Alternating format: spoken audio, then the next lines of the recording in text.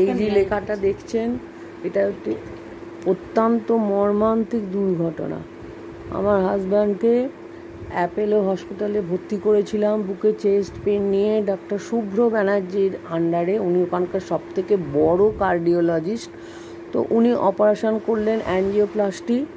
অপারেশনের পর বললেন যে ডেঞ্জার কেটে গেছে আর ভালো হয়ে যাবে পেশেন্ট। তো উনি সামান্য একটু চেস্ট পেন নিয়ে ভর্তি হয়েছিলেন। ওনারা বললেন ওনার হার্ট অ্যাটাক হচ্ছে, অপারেশনও করলেন, অ্যাঞ্জিওপ্লাস্টি। আমরা বললাম ডাক্তারবাবু যা ভালো হয় করুন। উনি অপারেশন করার পর বললেন পেশেন্টের ডেঞ্জার পিরিয়ড কেটে গেছে, আস্তে আস্তে ভালো হয়ে যাবে। কিন্তু রাত্রির পর থেকে ভোরবেলায় বললেন না, পেশেন্টকে এখন ভেন্টিলেশনে দিতে হবে। ভেন্টিলেশনে দেওয়ার পর পুরো একদিন ওখানে রাখার পর ওনারা কন্টিনিউয়াস আশ্বাস দিয়ে যাচ্ছেন ভালো হয়ে যেতে পারে, ভালো হয়ে যেতে পারে। কিন্তু সাপোর্টিং অর্গান দিয়েও লাস্টে দেখা গেল উনি ডেড হয়ে গেলেন। অথচ ওনারা 10 লাখ টাকা বিল করে দিলেন।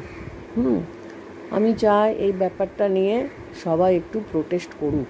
ওনারা পুরো এটা ফলস ভেন্টিলেশনে রেখেছিলেন আর এত টাকা বিল করার জন্যেই।